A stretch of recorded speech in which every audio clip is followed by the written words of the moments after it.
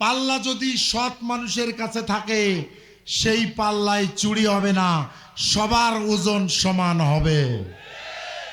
আর পাল্লা না, ডিজিটাল মেশিনও যদি কারো কাছে যায়, সে যদি চোর হয় সেখানে আগেই মাইনাস করে রেখে দেবে, ঠিক কিনা?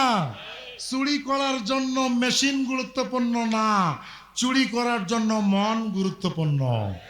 জামাত ইসলামী একদল সৎ দক্ষ দেশপ্রেমিক নাগরিক তৈরি করেছে যারা আগামী দিনের বাংলাদেশকে নেতৃত্ব দেবে। চোরদের টাই এদেশে হবে না। ভয় পায় কেন জানেন? এই 1.5-2 বছরে কারা টেন্ডারবাজি করছে চেনেন না? কারা জেলা পরিষদের টেন্ডার কাউকে ফেলতে দেয় নাই, কারা উপজেলা পরিষদের টেন্ডার কাউকে ফেলতে দেয় নাই, কারা পিআইও অফিসের টেন্ডার মেরেছেন আমরা সব জানি।